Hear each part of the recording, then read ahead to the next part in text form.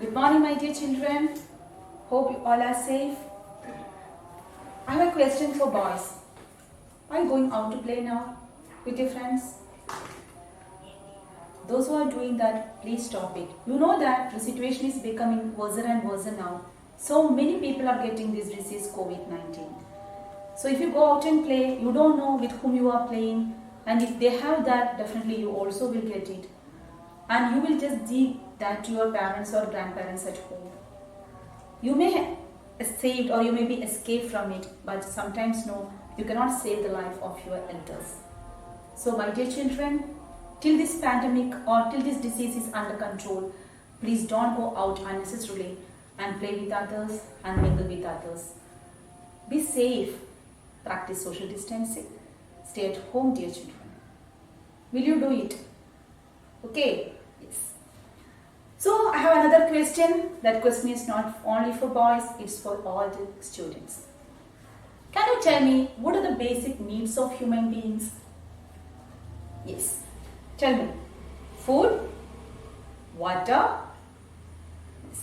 house or shelter, and clothing, isn't it? Or the dress. These are the main four necessity or main four needs of the human beings. And we know that when you ask your parents or grandparents while they were small, the food they had eaten. Now you have varieties and varieties of food, isn't it? Varieties are there. People are doing experimenting or they are trying to make new things or new varieties of food items. And we like to enjoy that, isn't it? Yes. Of course, we like to have the traditional food items, rice, sambar, etc., etc. But along with that, now we like to have what? Varieties of food items. So we are trying to make new varieties. Similarly in the housing also. Earlier time, years back, we couldn't see the houses that we see now. Now you can see varieties and varieties of buildings are there, isn't it? Different styles, different designs, etc. So people are trying to make new varieties in that also. Similarly in dress also, very very important thing, isn't it? In SS you have studied about early humans, am I right? Did they wear the dress like us? Certainly not. They had not worn. Then what did they wear? Some people know early humans, they did not wear any dress. But gradually they started to wear what? Leaves of the trees. Afterwards what did they use? They started to use the skin of the animals. But now the situation has changed completely. Now you prefer to have varieties and varieties of dresses. For school going purpose, you have uniform. At home, nowadays we are at home, so we wear another type of dress. If you are attending a function, we wear other type of dress. So likewise varieties and varieties of dress. Clothes we are using. So clothes plays a very important role in human's life. When we look around us, we could see animals. Are they wearing clothes? No. But can you imagine a person walking on the street without the dress? Would you feel them? So shame, isn't it? Yes. So from this we could understand the importance of the dress or the cloth. Or otherwise we can call it as what? Fabric. Another name of cloth, it is what? Fabric. So the cloth nowadays, varieties and varieties of clothes are available. When we go to any textile shop, you could see that different varieties, you could see that different textures, you can see the clothes. Different colors, you can see the clothes. Thickness, you can see the clothes. And some especially silky. So what varieties of clothes can be seen when you go to the textile shop? You know what is texture? It's the appearance. What is texture? It is the appearance. Of course color, by varieties of colors Then what about the thickness? Some clothes are very thin, some are very thick. So different varieties are there. And similarly the silky, some are very soft and silky. Some clothes are very harsh or hard or rough. So this much varieties of clothes are available in the textile market. Another thing you should know that people wear the clothes based on the climatic condition. That's another important thing. During summer season, people they like to wear what? Which type of clothes? Cotton clothes. We Keralites, we are so lucky because we don't have extreme hot or extreme cold climatic condition. We have the combination of these two. So we don't want to keep any separate costume or dress for summer season and for winter season. But situation is not same for the North Indian people. They have extreme cold climatic condition, extreme hot or warm climatic condition. So they like to use different types of dresses or two sets of dresses. One set or one type of cloth for the warmer months or the hot climatic condition. Another set of dress is for the winter season or extremely cold climatic condition. So depending upon the climate also, as you all know, people wear different types of clothes. In warmer times or hot time, we like to wear saris, chuditars, etc. etc. But in winter season or extremely people who are living in that area where the temperature is very less or extremely cold, extreme and Delhi, Jammu Kashmir and all. So during the winter season, they prefer to wear woolen clothes. Children, they used to wear sweaters while going to school. And all the people, they use monkey cap to cover their ears and all. And likewise, only people protect themselves from extreme cold condition. But do they wear that clothes during warm-up time? No, absolutely no, they don't wear. They like to wear cotton or nice clothes during the summer season. So based on the climate also, we wear or people wear different varieties of clothes. In warmer time, one type of cloth. During winter season or the cold climatic condition, people wear another type of cloth. So also we know that varieties and varieties of clothes are available in the market depending upon the need. So tell me, from where we get this cloth or from where we get this dress? You may say that it's from the textile shop, or we can buy the clothes from the textile shop and the tailor stitches the clothes, isn't it? A simple answer, you make. And from where this cloth is coming? Or otherwise we can call it what? Fabric. From where? Can we pluck this fabric or cloth from the tree? Is it possible for us? No. From where we get this cloth or how is it made? In this lesson you are going to study from where these clothes are made. We are stitching the cloth. For that, we want to buy the cloth from the market and or the textile shop and want to give to the tailor for stitching.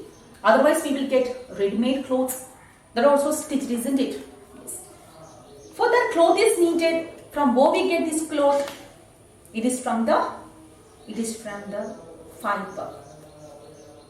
From fiber only we are getting the fabric. So in this lesson, you are going to study how the fiber is converted to fabric. That is the name of this lesson. What is that?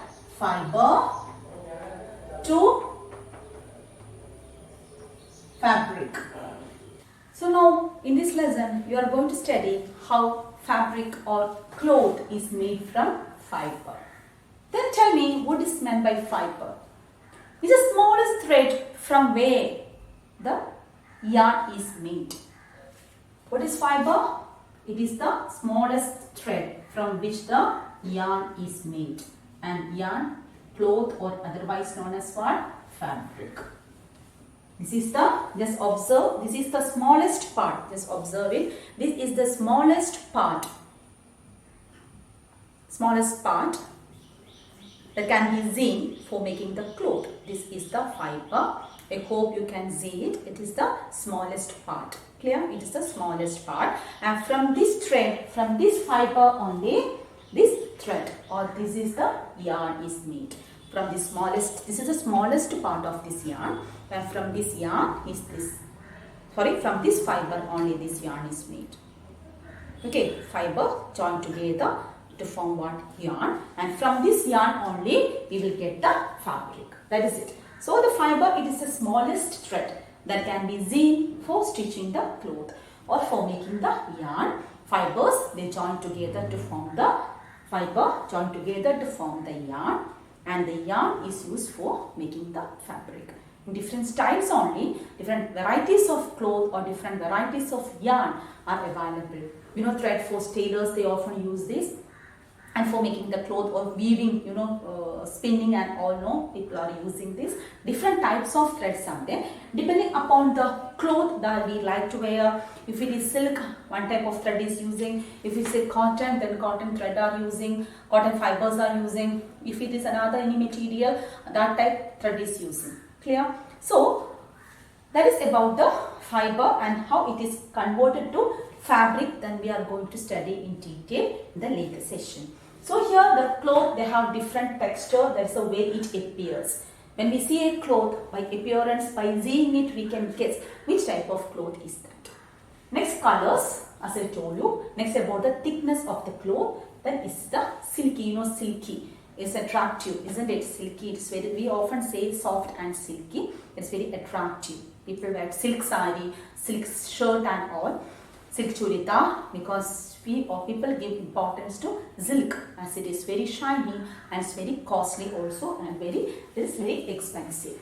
Okay, so as I told you, depending upon the climate, people wear different types of clothes and varieties of clothes are available in the market. Based on that, we can select. We have wide varieties of selections are there, and this fabric, it is made from the fiber, and you have seen the fiber and fibers, they join together to form what? Yarn, the thread for stitching, and finally that can be changed into what? Cloth like this. That is it. Any type of clothing can be made from different types of fibers. And as I told you earlier, the early humans, they did not use the cloth. And once the people, they started to use the cloth, oldest non-cloth or fabric, it was cotton. People started to use cotton and flax. This cotton is quite common to you. Nowadays we are using during, this is the cotton cloth. See, this is the cotton. So during the summer season, the climate is hot, people prefer to wear what? Cotton clothes. So cotton is the oldest non-fiber. When the human, they started to wear the cloth, they started to use which type of fabric? It is the cotton. Not only that, along with that flax. This is not familiar to you. This cotton we get from cotton plant, isn't it? Cotton we get from cotton plant. And the flax we get from flax plant. Cotton we get from the cotton plant. And flax we get from the flax plant. And the cotton, we know that the fruit, isn't it? Inside that, the seed is covered with what? Seed is covered with the cotton, that we know it very clearly. I will show that. This is the cotton, right? This is the cotton, and from this cotton only, these fibers are made. From this cotton, the fibers are made. These fibers are used for making the yarn. So this is the cotton, and about the flax plant, the stem is used. The stem of the flax plant is used for making the cloth. Here the fruit, inside that we can see black seeds are there, and the seeds, after removing the seed, the cotton is used for making the fibers and for making the cloth. And here the flax plant is from the stem of the flax plant is used for making the clothing. Okay, so these two were used by the human beings when they first started to use the cloth. Oldest non-fiber. That means early humans, we know they hadn't used that, and after so many years, people, they started to understand the importance of cloth and they started to wear it. And the first clothing now is the cotton and the flax. Nowadays different varieties of fibers and fabrics are there. Okay, so there are mainly, we get fibers, or we get these fibers from both plants and animals. So we get fibers from both plants and animals. Plant fibers are there. Similarly, we have animal fibers also. And can you say the examples of plant fibers? Some example: cotton, flax, jute. These are some of the examples of plant fibers. Then what about the animal fibers? This is the silk. Then from where? Silk is made from silkworm. Silkworm. Then next we know that the hair of the sheep, goat and camel. are used for making the fibers. So plant fibers are there, animal fibers are there. Plant fibers are fibers that we get from plants. Plant fibers are fibers that we get from plants. And animal fibers are fibers that we get from animals. Example, you know, cotton fibers are there, flax and jute. Animal fibers, silk, you know, silk we get from silkworm. You know, the caterpillar of the silkworm, it is put in the boiling water for making the silk threads or silk fibers. From this caterpillar only, the people, those who are making this silk, they are doing that. They are dipping this caterpillar as a worm inside the hot water, then to remove, and afterwards from there only they will make the thread or the fiber. Then the hairs of sheep, you know, for making the woolen clothes, hairs of sheep, goat and camel are used for making different varieties of clothes, especially the woolen clothes. So that is about the two types of fibers, plant fibers and animal fibers. And the oldest known fibers, they are the fibers of cotton. Clothes are made up of cotton and flax. Okay. So you know two types of fibers, plant fibers and animal fibers. So you know that some fibers, as I told you, they are natural and we get that directly from the plant or the animal. You know, plant, you know, cotton, I have shown you the cotton, and from there we can make the fibers. Of course, it is done in by using the machines, sometimes handmade, etc. But we get the fiber, we get that thing directly from the natural sources like the plants or the animal. Silk also from the silkworm. You know, woolen clothes we are getting from the the hairs of the sheep, etc., sheep, goat and all. Such fibers we get from the natural sources are known as natural fibers. Natural fibers. The fibers that we get from the natural sources, the fibers that we get from plants and animals are known as natural fibers. Then can you say the opposite of that? Yes, we can say certain type of fibers, they are the synthetic fibers. Some type of fibers, they are made by the human in the factories. In the industries, different types of fibers are made. Such fibers are known as synthetic fibers and they are otherwise known as man-made fibers.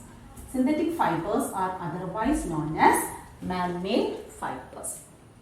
These natural fibers are we get naturally from the plants and animals, while the synthetic fibers we will not get it from the animals or the plants. Instead of that, human beings are making it in the factories by using different types of chemical substances. By using different types of chemical substances, these type of fibers are made in the factories. And as they are made by the human beings, we can call it as what? Man-made fibers. Synthetic fibers are known as man-made fibers because these fibers are made by the human beings in the factories. And the examples of natural fibers, you know, so many examples: cotton, flax, jute, silk, etc. Isn't it? And what about man-made fibers? It's the polyester,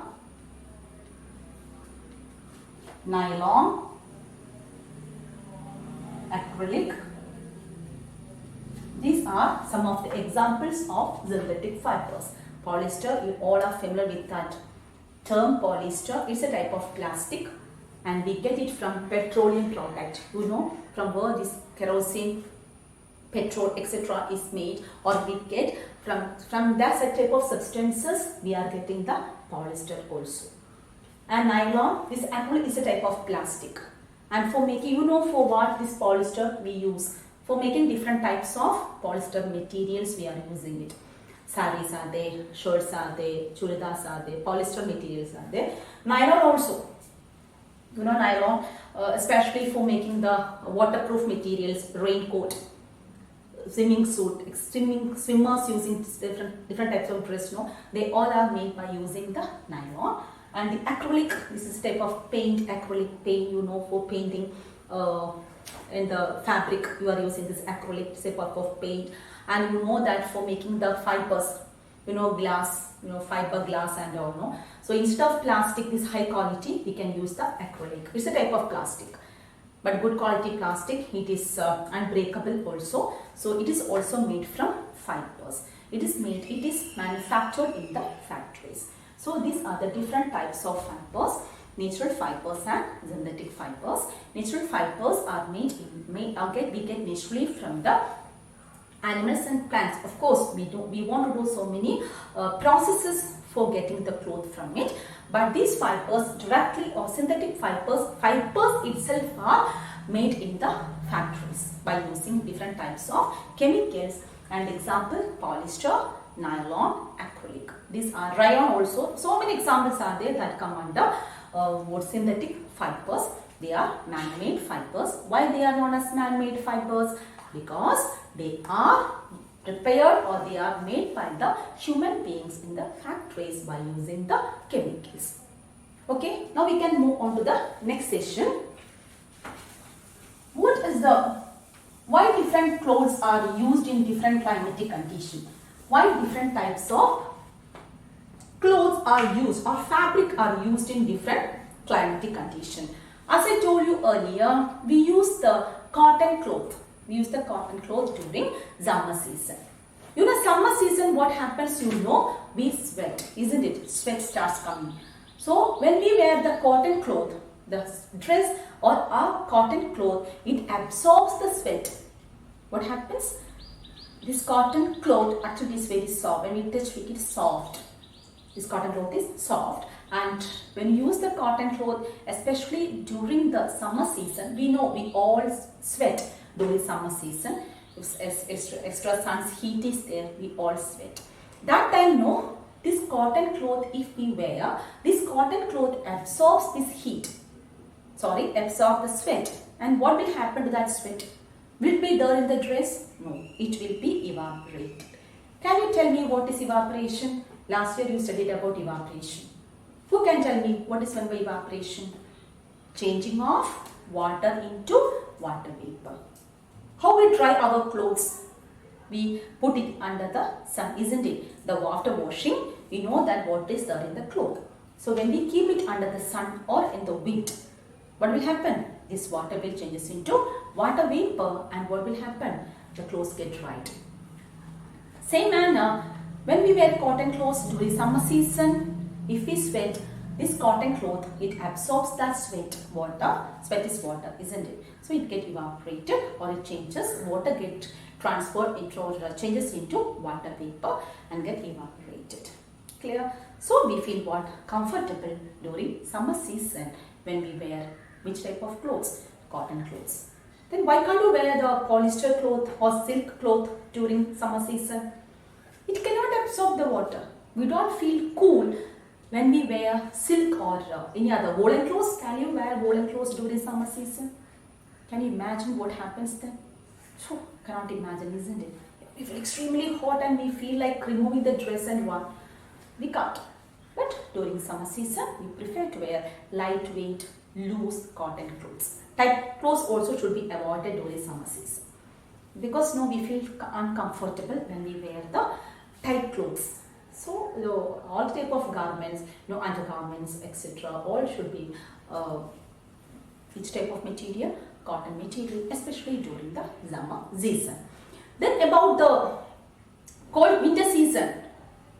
As I told you earlier, we all use which type of clothes? Woolen clothes. Now at night nowadays we are having heavy rain, and especially at night we feel very cold, right? That time we used to use what? Blankets, right? Or extremely thick cotton material, cotton cloth for covering our body. Am I right? Do we use the polyester or nice cloth during the rainy season? During the winter season? No, we feel extremely cold, we cannot. So we like to use what? Blankets or thick or heavy thickness, which type of cloth? Heavy thick cotton cloth.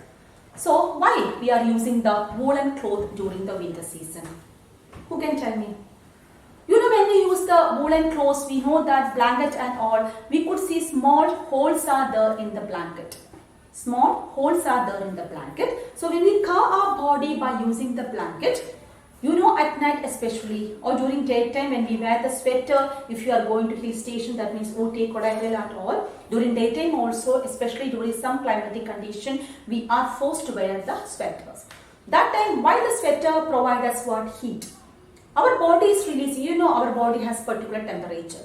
So our body is releasing that heat. So this, you know, small holes are there in the blanket. It absorbs that heat and it will not allow the heat to escape. But in cotton cloth, no, it allows the heat to escape through it. Both way transfer is there. Heat is coming from outside and heat is going from inside. But if this is a cotton, I told you, if it is a woolen cloth, definitely it doesn't happen. It has got small holes. If you haven't observed it, if you have this woolen clothes with you now after the class or when you get time, go and watch it. You can see small holes are there or tiny holes are there. They will absorb that heat. Here the cotton cloth absorbs the water, isn't it? Likewise, the holes present in the woolen cloth, it absorbs the water, it absorbs the heat and keep us always warm. Then it doesn't allow the heat to escape. So sometimes, no, if you feel extremely cold, we cover the whole body, right? Please don't do that. We are not supposed to cover your face while using the blanket.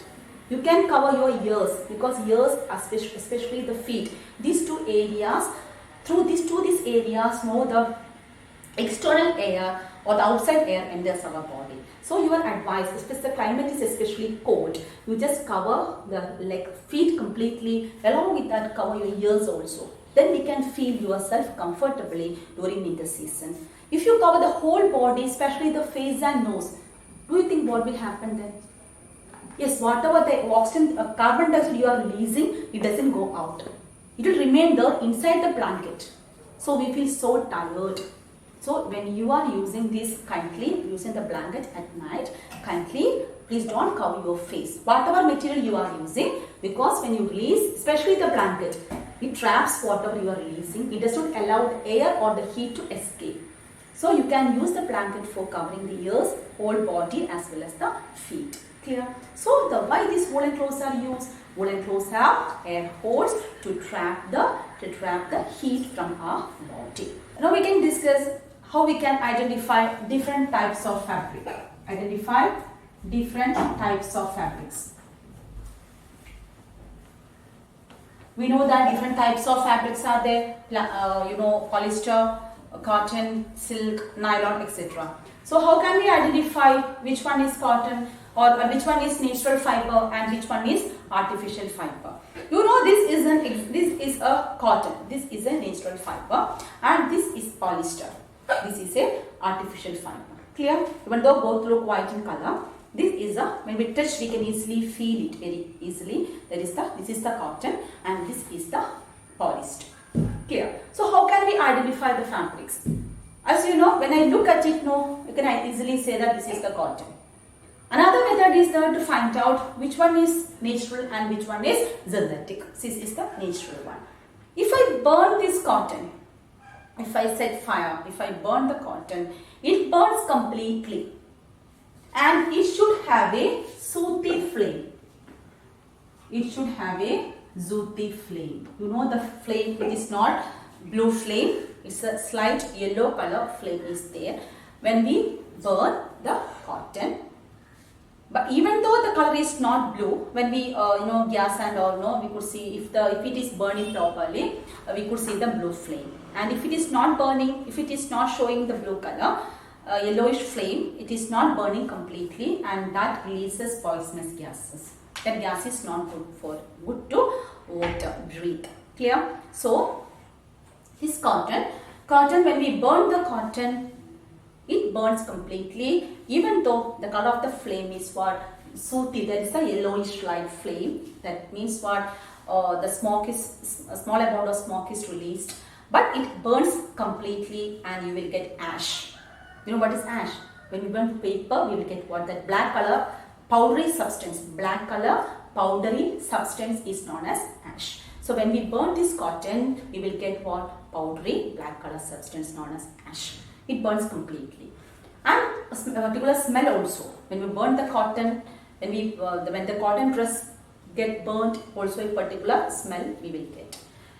But when we burn this plastic, this is the polyester. When we burn this polyester, it doesn't burn completely. When we burn the polyester, it does not burn completely, but it melts. You know what is melting? Changing into liquid. This is, as it is made from the chemical or a petroleum product, what happen, you know, it will melt or it will changes into the form of water. And what happen? Does it burn completely? No. It melts only, and you know, when we burn plastic, no, we get a particular smell, isn't it? That smell, we know it is very poisonous. Same manner, when we burn the plastic also, the polyester also, we get the same smell, and from this we can easily identify which one is the natural fiber and which one it is the synthetic fiber. Natural fiber, when we burn it, and you know, woolen also same thing, then silk also, if it is pure silk or pure woolen, of course it also burns completely and we will get ash. Here this polyester or nylon or rayon or any acrylic and all, it doesn't burn completely, it melts. That is it, melting means what? Changing into water, liquid form. That's it, you know, liquid means liquid form. And you know that if you wear a polyester cloth and if a dress catches fire, you know what will happen? It starts to melt and it sticks. It is not easy for us to remove that cloth from our body because it sticks, it's melting. You know what melting? That time that melt, it is plastic substance actually. So what happens when plastic melt? Same thing happens with the dress also. It sticks on our body and cause more harm. So that's the reason why you are not supposed to use the polyester or nylon material while working in the kitchen. If you are cooking or if you are lighting the lamp and all, please don't wear which type of clothes, polyester cloth or nylon cloth. Because once it catches fire, it does not burn completely or it is not easy for us to remove the cloth. While we are using the cotton cloth, definitely we can easily remove that cotton cloth. Very easily we can remove it. And even though it burns, but still it doesn't stick to our body. But this no, polyester, nylon and all, these artificial fibers, if it burns, it melts only. It doesn't burn completely, and the foul smell or particular smell we will get after burning it. And this is a way we can identify different types of fabrics. From the look we can identify, because the silk, cotton, while comparing with the polyester and all, no, it is somewhat rough. Even though cotton is very soft, you know this is the cotton, it is very soft. But while comparing with the silk, you know silk is very, very soft and shiny. But cotton is comparatively, coarse means what? Rough. Coarse means, that word is there in the textbook. Rough. Coarse means what? Rough. Sooty flame, it is the yellow flame. Sooty means yellow flame, and melting means what? Changing into liquid. Changing into liquid, that is what? Melting. And odor, you know, characteristic odor, it is given. Characteristic odor means what? Odor means what? Particular smell. These are the meaning of some words. If you find difficult, you can just note down it. Odor, that means smell. Rough, coarse means what? It is rough. And particular, this all changing. Melt means what? Changing into liquid. And odor, it is the smell. So from this we can identify which one is the natural fiber and which one is the artificial fiber. Now when we go to the shop, now we will get what? Artificial silk. That's a combination of these two. You know, from natural fibers, by using the chemicals, artificial fibers are made. You know, artificial wool is there. Pure wool, it is very costly, and pure silk also very, very costly. So now when we go to the shop, we will get what? Artificial silk and artificial woolen clothes are there.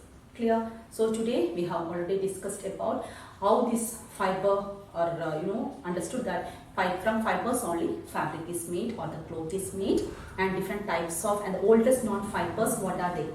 Cotton and the flax. And different types of fibers, plant fibers and animal fibers. Some fibers we got from the plants and some from the animals. And different type, and fibers can be divided into two. They are the natural fibers and synthetic fibers. Natural fibers that we get from plants and animals, and synthetic fibers that we produce in the factories by the humans. So they are known as man-made fibers, and by using chemicals only, synthetic fibers are made. And and you also discuss, or we also discussed about how this different types of materials are used in different climatic condition. You know that cotton is very soft and comfortable. It absorbs water, so it can be used in summer season. And during winter season, we prefer to use woolen clothes because it has got small holes to absorb the heat from the body and keep our body warm. But polyester and nylon, they are very soft, but they will not absorb water.